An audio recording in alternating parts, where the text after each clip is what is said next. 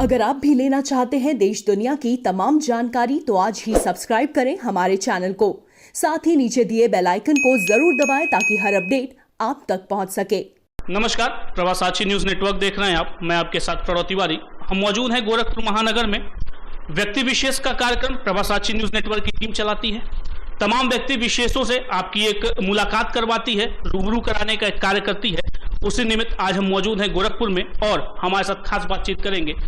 विश्व विख्यात हैं और आपने काफी प्रसिद्धि प्राप्त की है। माता की चौकी हो और चाहे भजन हो, भजन सम्राट हैं। हमारे साथ खास बातचीत करेंगे नंदू मिश्रा जी। बहुत बहुत स्वागत, अभिनंदन है सर आपका। सबसे पहले मैं जितने भी दर्शक इस इंटरव्यू को देख रहे हैं, मैं सभी को माता की तरफ से सबका आपका अभिवादन करता हूं। इस इंटरव्यू में बहुत बहुत नमस्कार, प्रणाम। सर, सबसे पहला प्रश्न, बतौर भजन गायक और एक समाज सेवी, क्योंकि एक आस्था जो होती है वो भजन से शुरू होती है और आस्था का कोई एक ऐसा अंत नहीं है और कोई ऐसा परिमाप नहीं है, वो निरंतर बहती रहती है। आप भजन को लेके गोरखपुर में ऐसे पहले भजन गायक थे कि आज आपका पूरा नाम विश्व विख्यात है। देश दुनिया में आपको लोग जान रहे हैं, भजन को जान रहे हैं। आपके द्वारा, आपके जो मुख से निकला हुआ भजन है, लोगों के आज भी होठों पे उसकी गुनगुनाहट कहीं ना कहीं मिल जाती है। एक कोरोना का दौर आया था, उसमें तमाम आप जैसे कार्यकर्ता और समाज सेवी भी बढ़ चढ़कर हिस्सा लिए थे। भजन और समाज सेवा कितना एक दूसरे से पैरेलली काम करता है, एक दूसरे से कितना समरूप है, उसकी जानकारी। देखिए, मैं आपको बताऊं त्रिपाठी जी, ये आप पीछे किसी भी कालखंड में जाएं तो जो भी संत रहे हैं, एक संत बना एक संत मना होता है। जो संत बनते हैं, जो केवल आवरण धारण करके संत हो जाते हैं, मैं उनकी बात नहीं करता, लेकिन जो मन से संत होते हैं, संत का दायित्व ही है कि हम जो अपने आध्यात्म, अपने सनातन धर्म की प्रचार करें, माँ के करीब लाए लोगों को, उस दिव्य दर्शन को कराएं, ईश्वर की दर्शन को आध्यात्म की मार्ग से। और दूसरा, जो संत होगा वो समाज सेवा जरूर करे। किसी भी संत को देखने आप पीछे किसी भी कालखंड में, वो सभी समाज के लिए जरूर कुछ न कुछ करते रहे। और जो समाज के लिए नहीं किया, फिर वो संत कैसा, वो साधु कैसा, वो भक्त कैसा। तो हमारे अपना ये मानना है, हमारा अपना ये मंथन है कि जो भी भक्त हैं उनको भगवान भक्त की श्रेणी में तभी लाता है जब समाज के लिए भी कुछ करें, समाज के दुख दर्द को अपना दुख दर्द समझ के उनकी सेवा करें, तभी उस भक्त भी है। तो हम ये धर्म और कर्म दोनों साथ लेके चलते हैं, क्योंकि कर्म भूमि है और कर्म बंदेवाधिकारस्थे माँ फले कुछ सुखदाचना, ये ईश्वर ने स्वयं संदेश दिया है गीता में।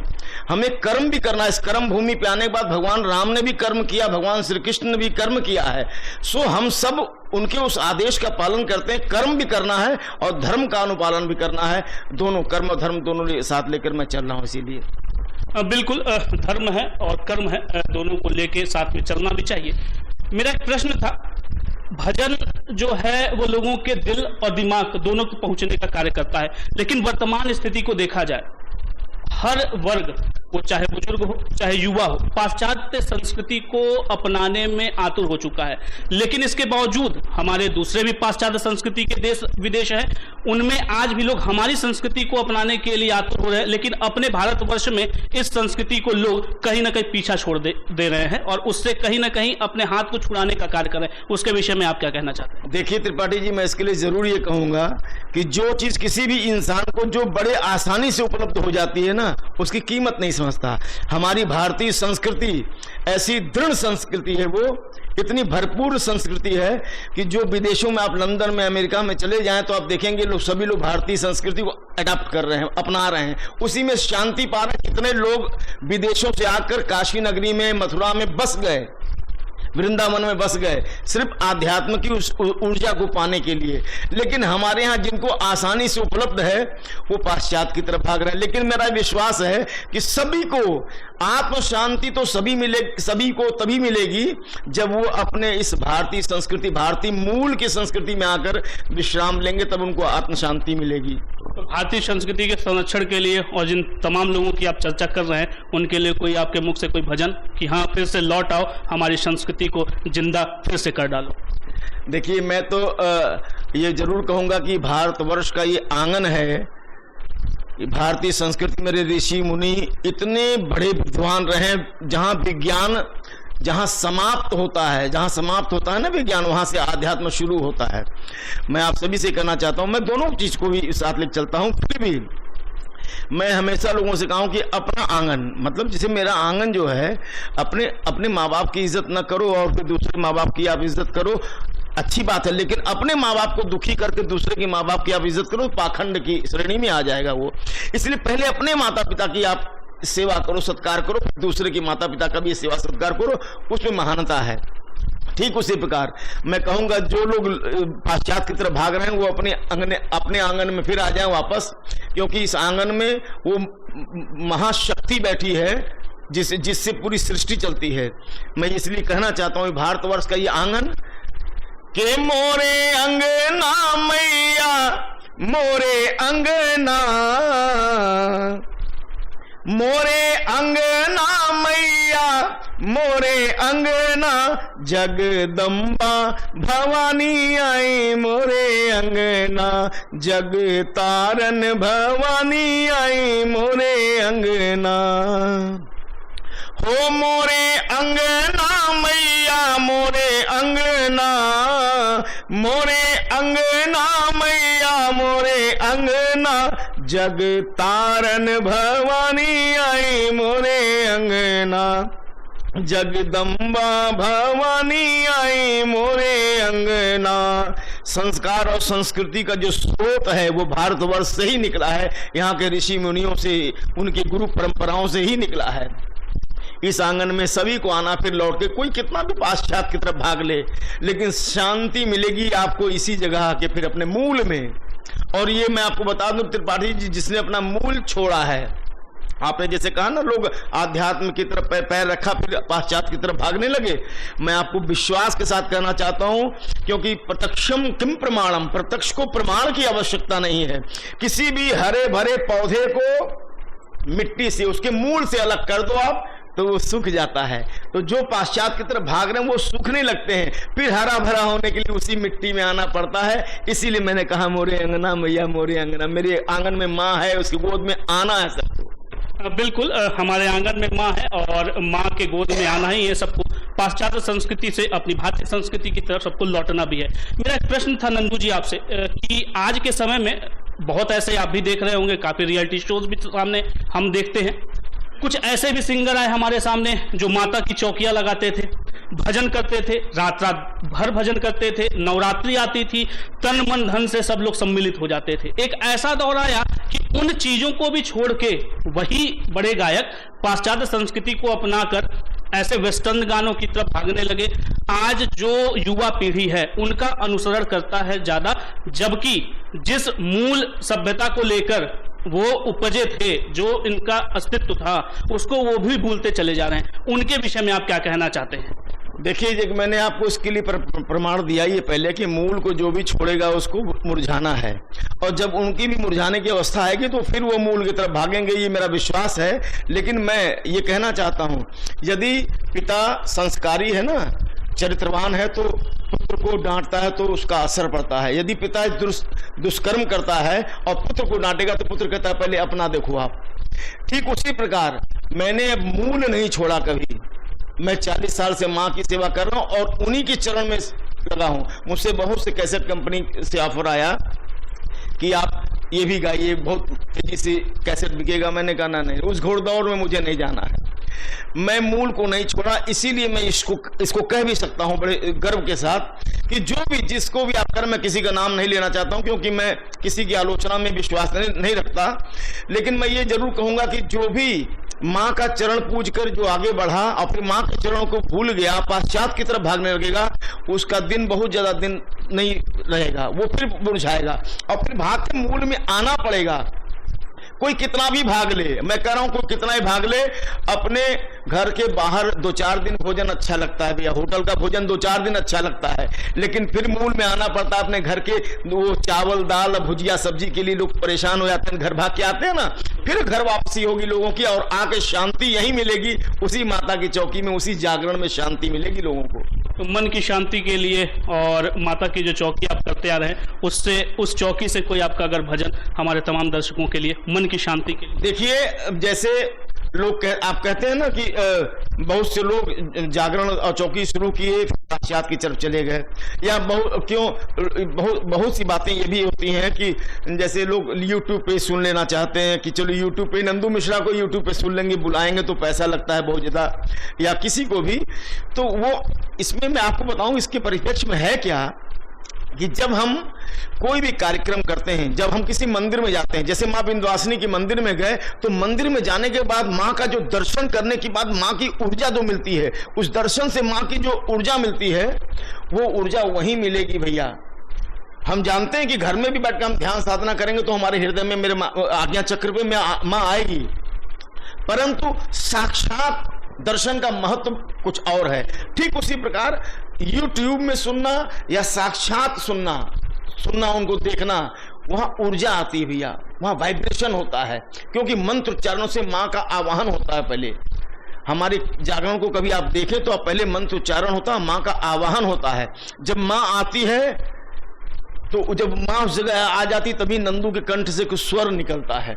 इसीलिए प्रत्यक्ष देखने का आनंद कुछ और है। अगर प्रत्यक्ष देखने का आनंद कुछ नहीं होता या उसको अनुभव करने का आनंद नहीं होता तो लोग नैनीताल या बड़े बड़े झरनों को देखने के लिए, पहाड़ पर्वतों को देखने के लिए वहां नहीं जाते, वो भी YouTube में देख लेते, लेकिन वहां जाकर उन्हें आनंद की प्राप्ति होती। वही आनंद की प्राप्ति होती है जब साक्षात किसी से, अगर किसी के कार्यक्रम को आप साक्षात देख रहे हो, उनके भाव को देख रहे हो, उनके शब्दों का जो वाइब्रेशन होता है उसको सुन रहे हो, उसको अनुभव कर रहे हो, तो आनंद आता है। तो उसी आनंद को हमारे तमाम दर्शकों के लिए शोभेला सूरतिया माई के, शोभेला सूरतिया माई के, चमके लीलार हो। शोभेला सूरतिया माई के, चमके लीलार हो। तनि तू आके देखा, तनि तू आके देखा, माई के दरबार हो। तनि तू आके देखा, माई के दरबार हो। तनि तू आके देखा। शोभेला सूरतिया माई के, शोभेला सूरतिया माई के, चमके लीलार हो। तनि तू आके देखा, तनि तू आके देखा, माई के दरबार हो। तनि तू आके देखा। बिल्कुल, आप भी आइए और देखिए माँ का दरबार सजा हुआ है और किस तरीके से एक नई महिमा जागृत हुई है, ऐसा आह्वान कर रहे हैं नंदू मिश्रा जी। आप भजन सम्राट हैं और भजन के माध्यम से लोगों को एक नई प्रेरणा देते हैं, एक नई ऊर्जा देते हैं। एक मेरा प्रश्न था सर कि भारतीय संस्कृति की और जो हमारी सभ्यता है उसका संरक्षण करना बड़ा आवश्यक हो गया आज के समय में। आज के वर्तमान के दौर में तमाम ऐसे कार्यकर्ता हैं जो कहीं ना कहीं संगीत से या पारंपरिक गीतों से जुड़े हुए हैं, उनको एक मुहिम चलानी पड़ रही है, अपनी संस्कृति बचाओ। ऐसी मुहिम की क्यों आवश्यकता आखिर पड़ जा रही है? लोग हैं, समझदार हैं, सब विद्वान हैं, हर वर्ग कहा जाता है कि पढ़ा लिखा है, अपडेटेड है, लेकिन इस तरह की मुहिम चला के उनको ये संज्ञान में दिलाना कि हमारी संस्कृति और संरक्षण बड़ी जरूरत है, आप इसको किस अपने अनुरूप देखते हैं? देखिए, जब एक परिवार में 4-5 बच्चे होते हैं, किसी के 2 बच्चे बड़े पढ़ने में विद्वान हैं, बड़े अच्छे संस्कार से परिपूर्ण हैं, और 2 बच्चे उदंड हो गए, गलत संगतों में पढ़ते हैं, तो माता पिता या उस भाई को जो अच्छा विद्वान बच्चा है, वो सब मिलकर उसको फिर अपनी ओर आकर्षित करते हैं कि ये गलत चीज है, आप गलत रास्ते पे जा रहे हो, आपका मार्ग ये है, मार्ग गलत जा रहा है। तो हर कालखंड में ये हुआ है, हर कालखंड में। जैसे देखिए, आप तुलसीदास जी को भी तो आखिर मार्ग पे लाने के लिए उनकी पत्नी का वो चोट पड़ा ना, उसी प्रकार हमारे जो कुछ बच्चे, जो अब ये नौजवान, मुझे बहुत कष्ट होता है, ये दुर्भाग्य है कि ऋषि मुनियों का हमारा ये देश, जो भारत विश्व गुरु था, विश्व गुरु है और विश्व गुरु रहेगा, उस देश के बच्चे जब नशा की ओर जा रहे हैं, छोटे छोटे बच्चे, मैंने कहा तो कि मैंने अपनी आंखों से देखा छोटे छोटे बच्चे जो स्कूल छूटता तो गली में जाकर और मदिरा पान कर रहे हैं या सिगरेट पीते हैं, छोटे छोटे बच्चे। और जब मैं कभी कभी टोकता हूँ बेटा ये क्या कर रहे हो, तो मुझे फिर उपदेश देते हैं कि तू अपना गंदे शब्दों का इस्तेमाल करते हैं।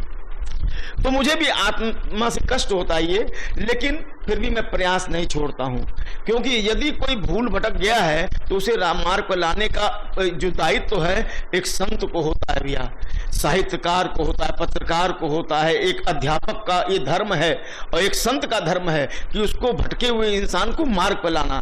तो हमारे समझ से जो हमें ये हमें मार्गदर्शन करना पड़ रहा है वो सिर्फ इसलिए जो बच्चे भटक जाते हैं, क्योंकि आप देखिए एक बुरी चीजें बहुत तेजी से प्रचारित होती हैं, अच्छी चीजें प्रचारित नहीं होती।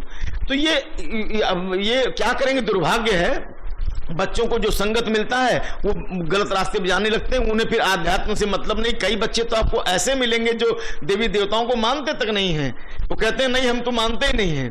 तो मैंने कई लोगों को इसका उदाहरण दिया है। हमने कई बच्चों को, उदंड बच्चे के माता पिता मेरे पास लेके आया, क्या कि ये तो कहता कि हम देवी देवताओं को, भगवान को मानते ही नहीं हैं।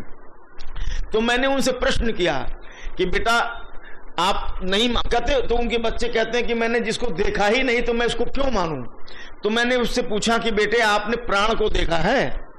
उसने कहा प्राण कौन, जो विलेन है पिक्चर का? मैंने कहा नहीं वो नहीं, जो शरीर के अंदर प्राण होता है उसको देखा है कभी अपने आंखों से? उन्होंने कहा नहीं मैंने नहीं देखा। मैंने कहा बहुत बड़े बड़े विद्वान वैज्ञानिक लोगों ने मृत्यु के सैया पे जो गए, अब मरने वाले हैं, उनको शीशे के जार में रखा कि अब इसके जब प्राण निकलेंगे तो उसका आकार, उसका स्वरूप, उसका रंग रूप देखेंगे, लेकिन आज तक कोई नहीं देख पाया। तो क्या वो प्राण नहीं है? कहने नहीं वो तो है। हमने कहा बेटा जब किसी वृक्ष आम लगता है, जब वो छोटा होता है तो उसके अंदर खटाई कौन डालता है, और जब वही आम पक जाता है तो उसके अंदर मिठाई कौन डालता है? तो उसने कहा हाँ ये बात तो समझ में आती है मेरे। हमने कहा जिस समय माँ के गर्भ में बच्चा होता है, गर्भ में होता है, क्यों नहीं उस समय माँ के स्तन में दूध आता है? क्यों नहीं उसके पहले माँ के स्तन में दूध आता है? 9 महीने तक उस बच्चे का लालन पालन, वो भूख कौन मिटाता है, शौच मूल मल मूत्र कौन कराता है? वो गर्भ के अंदर कौन करता है? वो वही परम शक्ति करती है, वही पराम्बा करती है। और जिस दिन 9 महीने के बाद बच्चा प्रसव की पीड़ा से बाहर निकलकर और इस धरती पर पृथ्वी पे आता है, जैसे ही बच्चा गर्भ के बाहर निकलता है, माँ के स्तन में दूध आ जाता है। कौन लाता है? वो कोई साइंस लाता है? वो दूध आ जाता है तो माँ कहती है कि अब तक मैं तेरा 9 महीने तक पालन पोषण कर रही थी, लेकिन अब तुम्हारे भगवान तुम्हारी माँ है, अब वो तुम्हारा पालन पोषण तुम्हारे माता पिता करेंगे। और माँ के स्तन में दूध आता है, वो पिलाती है। तो ये सारी चीजें उसने माना और बहुत से लोग मार्ग पे आ गए कि नहीं नहीं बिल्कुल सही बात कर रहे हैं। बच्चों को देखिए, आजकल के बच्चे बड़े जिज्ञासु हैं, उनकी जिज्ञासाओं को शांत करने का भी हमारा दायित्व है। अगर वो पूछते हैं तो कई मैंने देखा है माता पिता को कि डांट देते हैं। फिर एक प्रश्न मैं भी करना चाहता हूं, आज के हर माता पिता ये चाहते हैं कि मेरा बच्चा राम की तरह हो, मेरी बेटी सीता की तरह हो। लेकिन आप बताइए कितने माता पिता ने अपने बच्चों को रामायण के 2 चौपाई भी पढ़ के सुनाया? दादा दादी के पास बैठने नहीं देते, दादा दादी के पास बैठाते, नाना नानी के पास बैठाते, तो वो उस आध्यात्म के चीजों को सुनाते थे कथा के रूप में बच्चों को, और बच्चों को संज्ञान में आता था, वो एक से कथाएं सुनाते थे वो। लेकिन अब कहाँ हो रहा भैया? तो गलती कहीं ना कहीं हम भी कर रहे हैं अपने बच्चों के साथ। आप बच्चों को जब बच्चे छोटे होते हैं उसी समय आप उनको संस्कार दो। मेरे परम पूज्य पिता, जो मैंने धरती पर त्रिपाठी जी, भगवान साक्षात भगवान यदि किसी को माना है तो अपने माता पिता को, मैंने अपने माता पिता को ही अपना साक्षात भगवान माना है। और मेरे परम पूज्य पिता कहते थे इस बात को कि संस्कार बाजार में नहीं मिलेगा बेटा, संस्कार तो घर के अंदर मिलता है, माता पिता से, भाई बहन से मिलता है, बड़े बुजुर्गों से मिलता है। और वही हम सब खत्म कर रहे हैं। हम अपने बच्चों को पब में भेजना है, हम खुद क्लब में जाते हैं और अब अपने बच्चों को पब में भेजते हैं और फिर कहते हैं पाश्चात्य की ओर जा रहे हैं, मेरे बच्चे पाश्चात्य की ओर जा रहे हैं। फिर क्यों रोते हो आप भी तो संस्कृति में रहो अपने। आप यदि आप स्वयं संस्कृति में रहोगे तो आपके बच्चे, मेरा दावा है कि नहीं जा सकते बाहर आपसे। तो ये सब चीजें हम सबको समझना पड़ेगा कि अगर पाश्चात्य की तरफ लोग जा रहे हैं तो क्यों जा रहे हैं, हम अपने बच्चों को उस तरह के धर्म की क्यों पालन करने दे रहे हैं। हम सनातन धर्मी हैं, हमारे घर में कोई भी शुभ काम होता है तो ईश्वर की आराधना से ही होता है। तो वो सब चीजें जब हम स्वयं अपने बच्चों को संस्कार के रूप में पिरोएंगे तो वो उस संस्कार की माला में उससे बाहर नहीं जाएंगे। बिल्कुल, जैसा कि आपने कहा कि ईश्वर की आराधना से ही कोई भी शुभ कार्य होता है। चूंकि इस समय विवाह का भी एक सीजन है और लोग विवाह भी कर रहे हैं, तो उसमें भी माता की जो आरती है, माता का भजन है, उसको गुनगुनाया जाता है। मैं चाहता हूं कि आप तमाम दर्शकों को यदि कुछ विवाह से संबंधित माता का देखिए, मैं आपको बताऊं त्रिपाठी जी कि हमारे यहाँ ये परंपरा है, हमारे यहाँ पचरा का परंपरा है। कोई भी शुभ काम हो, विवाह हो, लड़की का विवाह हो, लड़के का विवाह हो, या कोई यज्ञोपवीत हो, क्योंकि 16 संस्कार हमारे धर्म में 16 संस्कार हैं। जन्म से लेकर मृत्यु तक 16 संस्कार एक मानव के होते हैं। उसमें विवाह संस्कार है, यज्ञोपवीत भी संस्कार है, मुंडन संस्कार, ये सब संस्कार है। और हर संस्कार के अपने सनातन धर्म में गीत है उसकी।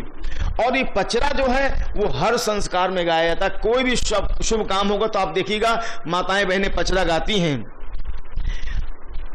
निमिया की डारी मैया डारेली झूलुआ होके झूली झूली ना। निमिया की डारी मैया डारेली आसनवा होके झूली झूली ना। हो कि मैया मोरी गावेली गीतिया होके झूली झूली ना। कि मैया मोरी गावेली गीतिया होके झूमी झूमी ना। ये परंपरा है। ये आप कभी त्रिपाठी जी स्वयं देखिएगा, जब कोई हमारे यहाँ कोई भी शुभ कार्य होता तो मेरी माताएं बहनें जो, अब तो वो भी खत्म होता जा रहा है। कुछ दिन में आप देखेंगे कि विवाह में जो गारी होती थी, जो हर संस्कार के गीत होते थे, हरदी चुमावन वावन, सब धीरे धीरे समाप्त हो जाए, कोई गाने वाला नहीं बचेगा। हम लोग को अपनी संस्कार को, अपनी परंपरा को सहेजना है भैया। और ये मैंने बचपन से सुना है कि सोने का महलिया मैया टूटी फूटी जई है के हरदम रहिए ना। सोने के महलिया मैया टूटी फूटी जई है हो के हरदम रहिए ना। कि माई मोरी पचरा जो माँ की गाते हैं कि ये पचरा आपका हमेशा, जितनी भी ये अब कलयुग आते रहे, सतयुग आते, कोई भी युग आएगा उसमें आपके पचरा गाया जाएगा। ये हमारी माताएं बहनें बुजुर्ग, मेरी दादी माँ 108 वर्ष की होकर इस दुनिया से गई हैं, वो भी इसको गाती थी कि सोने की महलिया मैया टूटी फूटी गई हैं, ये हरदम रही है ना। लेकिन तो हर पचरा कोई भी युग आए, हमारे परम पूज्य पिता भी गाते थे कि कोनो युग आई, क्या एक बहुत सुंदर, हमें मतलब स्मरण में इसमें नहीं आ रहा है, इतना प्यारा परम पूज्य पिता लिखते थे, वो गाते थे इस चीज को कि कोई भी युग आएगा आपका गुण गाया जाएगा। आपका गुण तो गाना है, क्योंकि देखिए इस पूरे चराचर सृष्टि में मेरा अपना जो मंथन है, पूरे चराचर सृष्टि में जिसको भी, जो भी इस धरती पर जन्म लेगा तो माँ के गर्भ से ही आना होगा। चाहे वो कीड़ा मकोड़ा हो, चाहे पशु पक्षी हो, चाहे इंसान हो, सभी माँ के गर्भ से आते हैं। इसीलिए माँ का स्थान ऊंचा है कि माँ के गर्भ से आना है। और जैसे जन्म लेते हैं 6 ऋण भी चढ़ जाता है, इसीलिए 5 ऋण से आदमी अच्छे अच्छे कर्मों से उऋणी हो जाता है, लेकिन माँ के ऋण से कभी उऋणी नहीं होता। ये सब सारे संस्कार है। हमारे यहाँ देखिए, हमारे यहाँ गुरुकुल चलता है त्रिपाठी जी, हमारे यहाँ शिव शक्ति भवन में गुरुकुल चलता है। गुरुकुल के जो बच्चे हैं हमारे यहाँ, उनको वैदिक शिक्षा दी जाती है। हमारे यहाँ वैदिक शिक्षा दी जाती है। हमारी परम शिष्या साधु दिव्या माँ है, वो दिव्या माँ की जिम्मेदारी, वो सबको शिक्षा देती हैं, आध्यात्मिक शिक्षा और वैदिक शिक्षा देती हैं। आप कभी आप आइए किसी दिन, अभी तो इसमें कोरोना काल चल रहा, सब बच्चे अपने घर गए हैं, आएंगे जब मैं आपको पुनः फिर बुलाऊंगा। आप उन बच्चों को एक स्वर में स्वस्ति वाचन करते पाएंगे, शिव मानस पूजन करते हुए पाएंगे, तो बड़ी आनंद की अनुभूति होगी। मेरी इच्छा है कि मैं अपने मरने से पहले कुछ ऐसी चीजें, अपने धर्म की चीजें देकर जाऊंगा, वो जिंदा रहे, वो बच्चे हमारे जिंदा रखेंगे मेरे न रहने के बाद भी। ये जो मैं केवल कहता नहीं हूँ, हमारे कथनी और करने में दोनों में अंतर नहीं होना चाहिए। जो मैं कहता हूँ वही करना है। और कभी आप आइएगा, मैं आपको दिखाऊंगा, उन बच्चों से मिलवाऊंगा, छोटे छोटे बच्चे, लेकिन वैदिक मंत्र जब वो पाठ करते हैं, एक साथ उच्चारण होता है सबका, वो सारी चीजें यहाँ पर दी जाती हैं भैया। बिल्कुल, यत नार्यस्तु पूज्यते रमन्ते तत्र देवता, जहाँ पे नारियों की पूजा होती है वहीं पे देवता वास करते हैं, ऐसा कहा भी गया है, हमारे श्लोकों में कहा गया है। कार्यक्रम के अंतिम में मैं चाहता हूँ कि अगर आपके मुख से हमारे तमाम दर्शकों को एक अद्भुत गीत जो लोक परंपरा का हो, आप हमारे कार्यक्रम के अंतिम में लोगों तक अपनी आवाज को पहुंचाएं, ताकि लोग आपको भी सुन के एक अच्छा अनुभूति अपने दिल दिमाग में लाएं। देखिए, मैंने जो अपने जीवन काल में अनुभव किया, 40 साल से मैं माँ की साधना में हूँ, और मैंने उस साधना में बड़े करीब से जो चीज देखा है, कुछ चीजें मैं वो आपको सुनाना चाहता हूँ।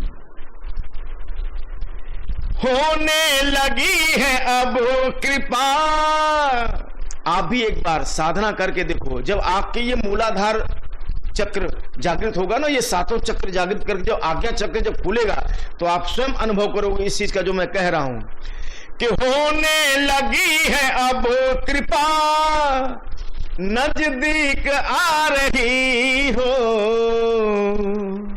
होने लगी है अब कृपा, नजदीक आ रही हो, नैनों के रास्ते माँ दिल में समा रही हो, नैनों के रास्ते माँ दिल में समा रही हो, मेरा आपकी कृपा से सब काम हो रहा है, मेरा आपकी कृपा से सब काम हो रहा है, जब से लगन लगी है माँ आराम हो रहा है, जब से लगन लगी है माँ आराम हो रहा है, औकात क्या हमारी माँ, औकात क्या हमारी माँ, सब तुम चला रही हो, और नैनों के रास्ते माँ दिल में समा रही हो, मैं थक न जाऊं जीवन में मुझको संभाल रखना। मैं माँ से कह रहा हूं, मैंने हमेशा अपनी पूजा में प्रार्थना किया माँ से कि माँ, मौत तो एक दिन सबको आनी है, चाहे वो राजा हो चाहे भिखारी हो, मौत एक दिन सबको आनी है। लेकिन जब नंदू को मौत आए माँ, आपके भजन गाते गाते ही मेरे प्राण निकले। मैंने हमेशा हर पूजा में प्रार्थना किया है, और जब तक मैं जीवित हूं आपके गुणगान गाता रहूं माँ, यही मैं प्रार्थना करता हूं कि मैं थक न जाऊं जीवन में मुझको संभाल रखना, दुनिया की बुरी नजरों से मुझको बचाए रखना, दुनिया की बुरी नजरों से मुझको बचाए रखना, गाता नहीं है नंदू माँ, गाता नहीं है नंदू माँ, तुम खुद गवा रही हो। और मैं ये झूठ नहीं बोल रहा हूं त्रिपाठी जी, बहुत से लोग मुझे फोन करते हैं, कहते हैं बाबा कैसे आप 6-6 घंटे 5-5 घंटे लगातार गा लेते हैं, एक बूंद जल भी नहीं लेते, हम एक बूंद जल भी नहीं लेते उस बीच में। ये मेरी साधना होती है, यही प्रतिज्ञा होती है। तो कैसे गा लेते हैं? तो मैं स्वयं कहता हूं कि मुझे पता ही नहीं चला कि मैं कैसे गाता हूं। ये गवाती माँ, तो मेरी औकात क्या है, मैं खुद गाता ही नहीं हूं, माँ गवाती मुझे भैया। ये सच्चाई भी, आप कभी मंच पे देखना इस चीज को, इसीलिए मैंने इसको लिखा है कि गाता नहीं है नंदू माँ, गाता नहीं है नंदू माँ, तुम खुद गवा रही हो, नैनों के रास्ते माँ दिल में समा रही हो, नैनों के रास्ते माँ दिल में समा रही हो। अद्भुत भजन था, और आपकी इस प्रस्तुति के लिए आपका बहुत बहुत धन्यवाद। हमसे आपने तमाम विषयों पे बात किया, संस्कृति हो चाहे हमारी लोक गायकी हो, हमारी माता की भजन हो, आपने बेबागी से अपनी बात भी रखी। आपसे हमारे खास संवाद के लिए आपका बहुत देखिए एक बात मैं और आपको बताना चाहता हूँ, आपको विश्वास नहीं होगा, जब मैं कभी थाईलैंड जाता हूँ प्रोग्राम करने, विदेशों में जाता हूँ भैया, एक एक त्योहार को लोग कितने श्रद्धा से मनाते हैं, क्योंकि उनको वो चीज मिल नहीं रही है, तो वहां पे उसकी कीमत समझते हैं वो। हमारे यहाँ लोग त्योहार भूल जाते हैं अपने भैया। दूसरी बात, मैंने इस बात को वहां भी बैंकॉक में भी रखा था बहुत सी आध्यात्मिक ऐसे प्रश्न हैं जो मैंने बैंकॉक में भी और सिंगापुर में भी, जहां भी मैं गया, कि आखिर ईश्वर आपके इस पदार्थों का प्यासा नहीं है जो हम चढ़ाते हैं, चढ़ावों का प्यासा नहीं है, भूखा नहीं है। ईश्वर आपके भाव का भूखा है। वो आपके भाव और अंतरंग बहिरंग सब जानते हैं। मुझे उनकी कृपा ही है, मेरी औकात नहीं है, मेरी क्षमता नहीं गाने की। मैंने कोई संगीत की कभी शिक्षा नहीं ली है भैया। ये क्रिया साध्य नहीं है त्रिपाठी जी, ये कृपा साध्य है। मेरे ऊपर एक रात माँ की कृपा हो गई, बस वो 40 साल से मैं माँ की साधना में लग गया। और उन्हीं की कृपा है कि माँ, जहां आद्या शक्ति एक ओम सिद्धिपीठ है, जहां माँ के अंग गिरे, लेकिन जहां सर्वांगी माँ है विंध्याचल में, वहां मुझे भजन सम्राट की उपाधि मिली। बैंकॉक में मुझे जागरण सम्राट की उपाधि मिली, और ये उज्जैन महाकाल में के दरबार में मुझे भजन सम्राट की उपाधि मिली। सिंगापुर में मुझे भक्त शिरोमणि की उपाधि मिली। ये मेरी औकात नहीं थी, मेरी क्षमता नहीं थी। और परम पूज्य योगी आदित्यनाथ जी महाराज जी, जो हमारे यशस्वी मुख्यमंत्री हैं, उन्होंने गोरखपुर रत्न से अभी हाल में ही सम्मानित किया गोरखपुर महोत्सव में। ये माँ की कृपा और इन संतों का प्रेम है, इन संतों का आशीर्वाद है, बड़े बुजुर्गों का आशीर्वाद है। सरयू रत्न की उपाधि मिली। ये सारी उपाधियां उस जगह छोटी जाती हैं जब माँ का हाथ सिर पे लगता है भैया। बस मैं चाहता हूँ माँ अपना हाथ मेरे सिर पे मत हटाइएगा, यही प्रार्थना करता हूँ। और मैंने ये वचन दिया है, माँ से ही प्रार्थना किया कि लोग कहते हैं ना कि अगला जन्म 7 जन्म किसने देखा तो किसी ने नहीं है। हमारे शास्त्रों ने बताया, हमारे संतों ने बताया, लेकिन मैं आपको बताना चाहता हूँ त्रिपाठी जी, मैं माँ से प्रार्थना करता हूँ कि मरते दम नहीं अगले जन्म तक, अगले जन्म नहीं 7 जन्म तक, 7 जन्म नहीं जन्म जन्म तक छोड़ेंगे न हम तेरा द्वार है मैया, मरते दम तक छोड़ेंगे न हम तेरा द्वार है मैया, मरते दम तक। माँ से हमेशा मैंने यही प्रार्थना किया, अपने चरणों से दूर मत करना माँ मुझे, बस। भावुकता है, संगीत है, तो भावुकता भी रहेगी। हमसे तमाम विषयों पर बात करने के लिए नंदू जी बहुत बहुत धन्यवाद। धन्यवाद त्रिपाठी जी, आपका बहुत बहुत धन्यवाद, जो आध्यात्म की चीजों को आप फिर सबके साथ। देखिए आपका दायित्व है, मैंने कहा ना कि ये दायित्व है, मीडिया कर्मी पत्रकारों का भी दायित्व है कि समाज को एक मुख्य धारा में जोड़ने का। वो आप लोग कर रहे हैं, आपको बहुत बहुत साधुवाद, मेरा रोम रोम आशीर्वाद दे रहा है आपको।